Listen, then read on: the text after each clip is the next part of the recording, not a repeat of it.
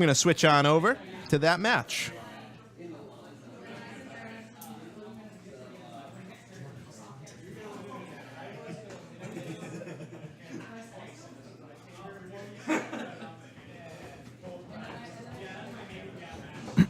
Okay, let me fix the names, everybody, and we will get right down to it.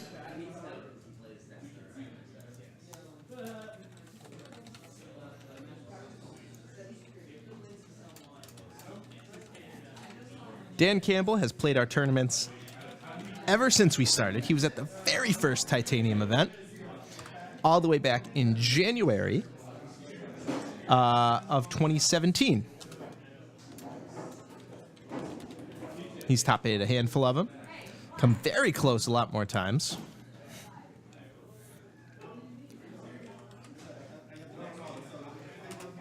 Andrew Jette, a bit of a latecomer.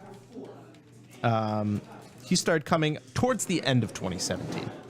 So still a long-time Titanium player. But as far as I'm concerned, Dan Campbell's the OG.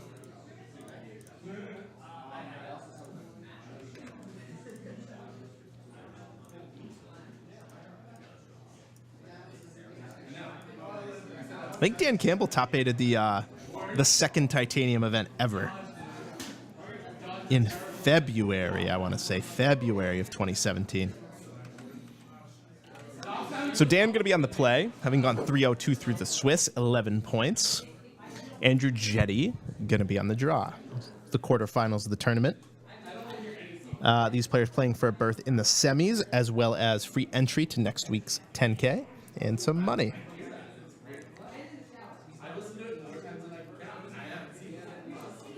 I decided to let these players use their play mats for this tournament, or excuse me, for this match, solely on the back of Dan's play mat. And this this makes me realize I have the names a bit backwards. It's actually Andrew Jette on the left. Look at me screwing things up.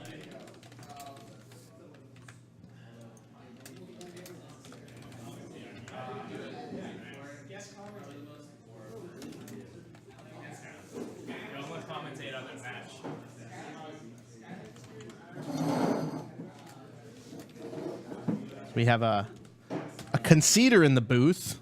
Kevin Liu, top 8'd. No, actually, my opponent conceded to me. I'm conceding to whoever wins this. Oh, good.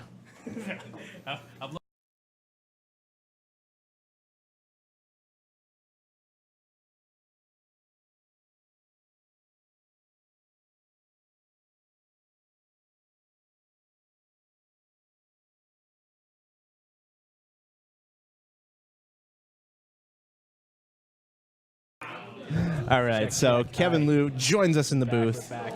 His opponent conceded to him, and he is awaiting the winner of this match. Andrew Jette versus Dan Campbell. Looks like Dan. Bant Spirits, this could be an interesting matchup for sure. Creature matchups are always fun to watch. Yeah, they're attacking on a little different angles, right? Like Jetty's trying to go big, and Dan's trying to fly over. Right, but there's gonna be a lot of like combat math interactions like that with creatures. Walking Ballista is gonna be pretty good in this matchup from the Tron player. Who do you think has the edge? Spirits are really good against Tron because all the spirits can fly. Flying is really good against Tron. Yeah, that's what I'm thinking. If the Tron player could get turn 3 Tron, it could be really hairy for the Spirit player. Big ballistas are like what the Spirit players most scared of, I think, here. Yeah, 4x Walking Ballista in Andrew Jetty's deck. Yeah. Is there all this dust in there? That's really scary. For, all this dust? Let's see. Usually they play like maybe 1 or 2 of the 75. Looks like 2. 2? 2 in the main, 0 in the board. Yeah. Yeah, all this dust is really good. All this dust in Walking Ballista here. Looks So like, here we the go. Tron player got a turn 1 Tron land with maps. Looks like he's on the cruise to turn 3 Tron. If he has another Tron land too. Yeah, it doesn't look like he does. He would have smashed it down if he did, certainly. Maybe he's thinking about like a temple here for aggro play with maybe a reality reshaper, matter reshaper. It doesn't look like he has much. Says go. Wreckage. Dismember in hand. Seagate Wreckage, right? Yep. Jette mulled, so he doesn't have that many resources, right? Turn one Noble Hierarch's really good for the Spirit players for here. sure, for sure. You have turn 2 Spell Queller unlocked. I think Jette, if had more gas in his hand, he would have played that Walking Ballista to kill the Noble, but it's just too valuable. It's his only real gas spell. Yeah, Walking Ballista could be better in the late game. But, I mean, then again, if Dan drops a Drogskull Captain, it could be a lot scarier.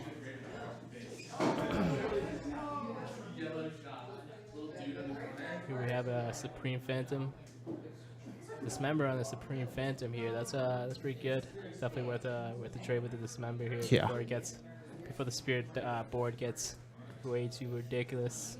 Oh, and Jette does not make a land drop, does not crack the map. That's really tough. All right, here comes the Noble for 2.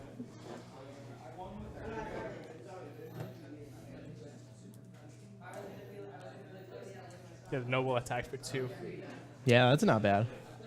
I'm sure Andrew Jette's like pretty happy that that's all that happened there. Noble attack for 2. Yeah, he also has 4 mana up. The company could be here. Yeah, at the very worst, Dan Campbell's going to end his turn making a Spirit with Moorland Haunt. The best Coco. I don't know. Seeing Spirit player with mana up is always scary. They have so many flash effects.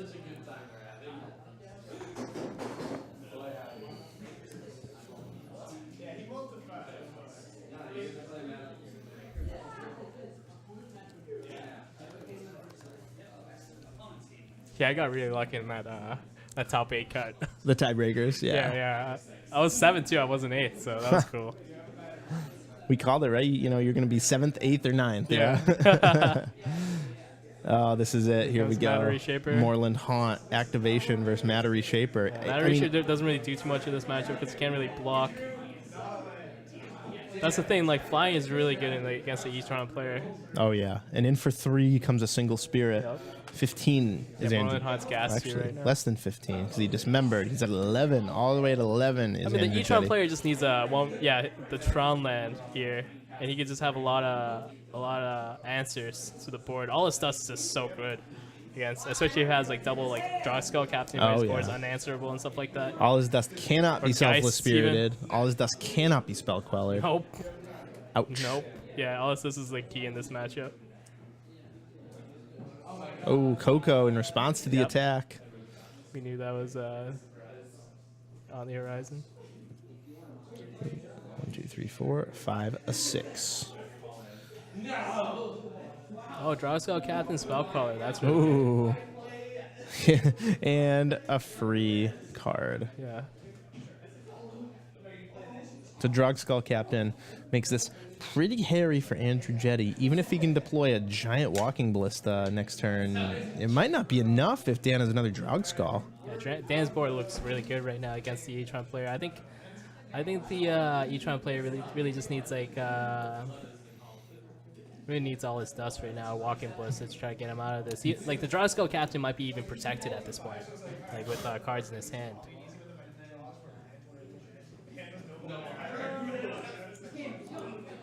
Oops.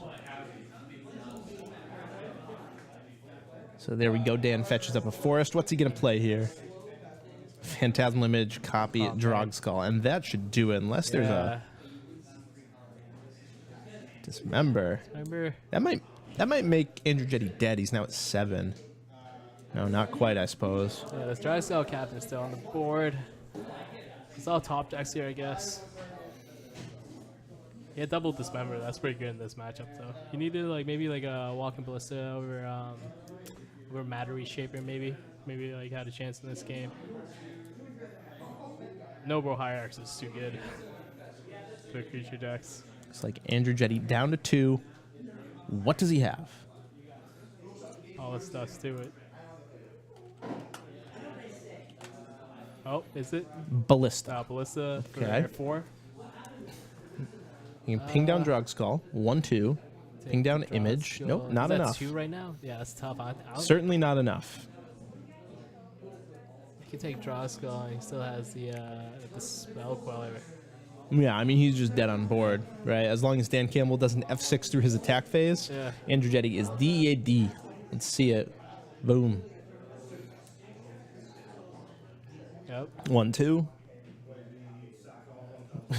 Yeah, he's dead exactly. If he had one more turn, if he had even 3 more life, he would have won that game easily, I think. But he didn't.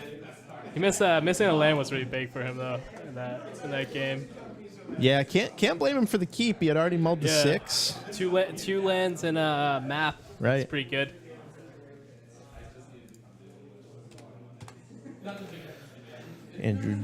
Not Andrew Jette wins a game. Whoops. I'm delirious, Kevin. I haven't had enough pizza yet today. For sideboards, I think the Spirits player is gonna bring in maybe. What is he playing here? You got Unify Will, maybe. Dromoka's Command, maybe. Jamoka's Command seems pretty decent here. Yeah, Dromoka's Command seems good. But then again, though, like a lot of the Tron players, creatures are big. And it's like you're dealing with like Thought-Knot Seers and Matter Reshaper. I mean, Reality Smashers and stuff like that. So that's like true. Dromoka Command could be like a little bit scarier. But I don't know, I think the main board is still really good. 4 pass. That's staying in. I think he's like, let's talk about what he's taking out. He probably taken out maybe Geist. I don't know. Geist is kind of tough because it's on the ground. Yeah, that's just going to get blocked by a Matter Reshaper right away, yeah? Maybe Geist. And everything else seems pretty decent. Not gonna lie. Yeah, he doesn't have too many cards to bring out, I think. Okay, so mostly staying the same for the Spirits player. Yeah, I feel like it's going to be mostly staying the same. For the E-Tron player. I definitely see a lot better options for E-Tron there. I like Torpor Arp here. Torpor Arp's good. I like Ratchet Bomb could be pretty decent. Oh yeah, blow up Aether Vial. Pretty good. I mean, if he's desperate enough, Grafdigger's Cage for Coco is pretty decent. Spatial Contortion is definitely coming in. Sorcerer's Spyglass. I mean, yeah, I think Spatial Contortion will come in. Torpor or maybe. If he's cute about it, he could bring in Basilisk Caller with the Walking Blister. Oh, I definitely would. I think. I mean, yeah. I mean, why not, right? It's got to be good in like Ugin, Ulamog, these cards. But is that like what your plan want to be though? Like, is to be like the control player, like for the E-Tron? Like, do you want to be proactive or reactive? Yeah, I'm not sure about that. I haven't played the matchup enough to know, but I feel on like the play, E-Tron player wants to like just like smash him with as quick as possible. Yeah. Like turn three smash is probably like the best line in this matchup for him. Yeah, there's really no way that the Spirits deck can turn 2 Thought-Knot play against a Reality Smasher. I don't think you can even turn 2 Thought-Knot. 4 path, that's it. Double Temple, yeah.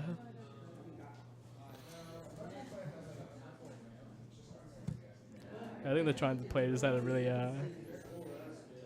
tough start there. Usually these matchups are kind of grindy.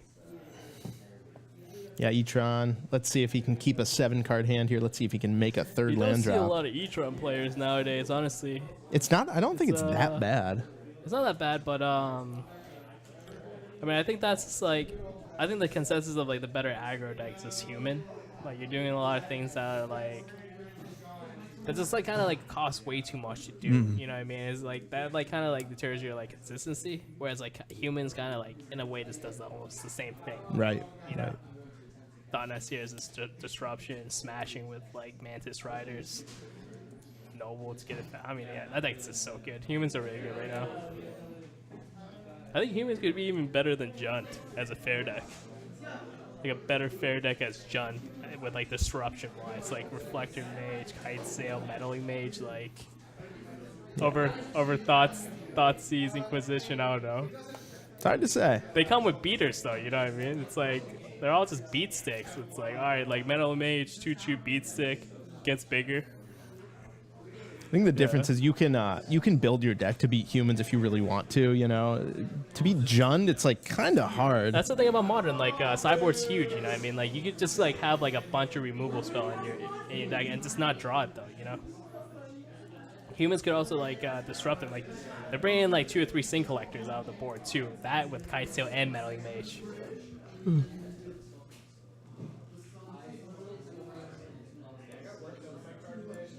I am showing him the deck list because Kevin's not going to be playing out the semifinals. His plan is to scoop. So that would normally I'm gonna concede to the winner of this match. Yeah, that would normally be like a breach of tournament etiquette and integrity for sure. But he has already committed to conceding. So. Yeah. I'm here for the money, guys. Always here for the money. Okay, so here we go. Graph Digger's Cage. Graph Digger's Cage turn 1 is really good. You were right. What if he off Coco, and I mean, there's not really like answers for Graph Digger's Cage. Yeah, but what if he just doesn't draw Collected Company? Yeah, that's true. That's true. But he doesn't have like a turn 1 Noble or a turn 1 Aether Vial, so this gonna be like a longer game. Oh yeah, turn 1 Mausoleum Waters. Oh right. Yep. It's Counters instants and sorceries might be relevant here if Dismember is drawn. Yeah, that's good because it's a flying. It's gonna deal a lot of damage. Yeah, that one drop is going to deal like 5 or 6 damage, so good to get that off the board. Jette has a backup Walking Ballista as well. So his lands are Cavern, Souls, and Tron lands? Yep. Yeah. So Andrew Jette not really running very good with his Tron lands. No natural Tron. Nope. Not even 2 to start. But like we said, I think he's going to be more of a control deck. I think both these players are trying to like plan for like a longer game. Yeah. For a grindier game. So let's see. Neither of them had like the busted wicked fast starts. Here comes a Noble and a Mausoleum Water. Jette reading Mausoleum Wanderer for the second time. Okay. Land number 3. The Seagate. Jette really just, I have to stress, man, Jette just really drawing badly. Like, the difference between a Tron player drawing well and drawing badly is huge. More so than other decks. He's not playing any creatures, kind of like to like progress the board. Maybe he has a creature here, but he's not playing creatures right now. So maybe he has like more of like a reactive hand, like Spatial Contortion, Dismembers, and stuff like that. In for 2. Jette to 18. So Dan's for sure the aggressor here. Aha. For 2 is really good. Spell quality. Get quelled. Nope. Yeah, that hurts. And you kind of have to figure your opponent has that when he passes with 3 up as the Spirits deck, but what's the alternative? You don't play it? You kind of have to jam it out. Maybe you could jam it out for 2, and then leave yourself with something else to play with. But here comes Clock here for 3. No, 3, yeah. Yep, in for 3. Jette still has time. He needs to draw a Tron land here. Does not. He has 2 pieces of Tron. Land, though. He needs a power plant. Right. You know what I mean? That's a lot tougher here. Power plant would be good. Even Temple if he would has be good. a Tron land and activate Tron, he still needs like maybe all this dust or something to sweep this board. Jette kind of on like a 12 outer here, and man, he's just blanking. This is ugly.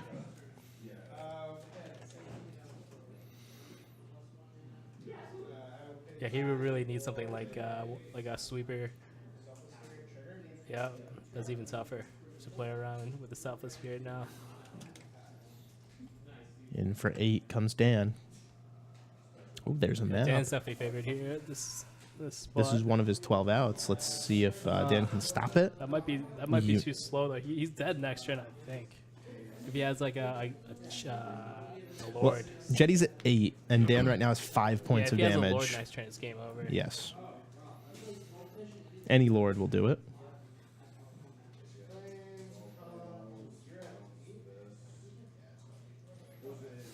Alright, here we go. Yep, Jette at 3. Power plant and power plant only. Yeah. Dan's probably just playing like the more comfortable route instead of just like jamming things out. And comfortable position, yeah. Handshake. Dan Campbell does take like the match. To Dan. You're playing against Dan Campbell. Good luck in your match over there. Yeah. You'll need it. You guys want to see bloodshed or what? Let's see what chat wants. Does chat wants to see blood or what, man? I could just stream crush him right now. We would, of course, if you decided to do that. I mean, what do I have to lose here? You know what I mean? Other than feel better. We would certainly be forced to show Dan your deck list. Nah. No one's seen my deck list. I will DQ you right here and right now, Kevin. Yeah. My deck list is secret. You have my deck list. Yeah, it's true. Yeah. I do. But for the viewers, though, it's secret. Yeah, what do you think, chat? Should we have Kevin bash, or should he go with his original plan of concede since he can't go to the tournament next week anyways? I gotta eat, so I haven't eaten today. Just gonna drink a lot of water throughout the 5 or 6 hours I've been here.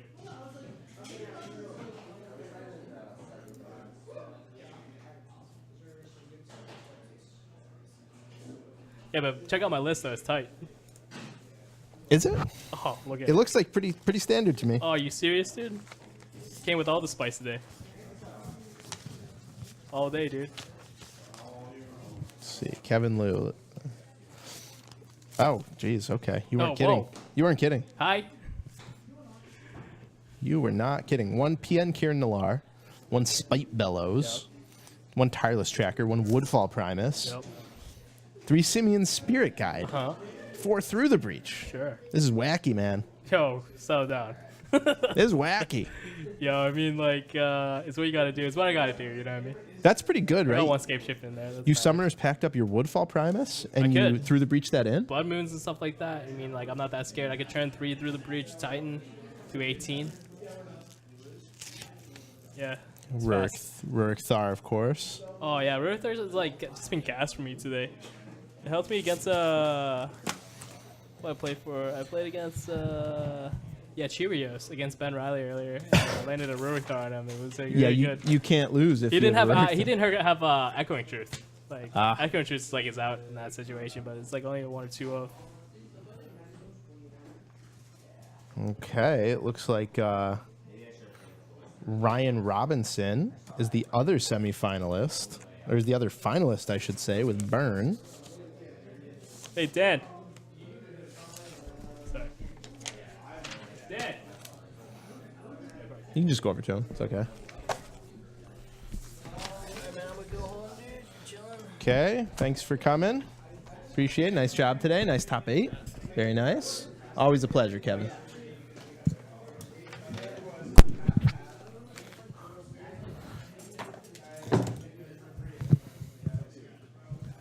Can't even write a broken heart correctly now. You can't.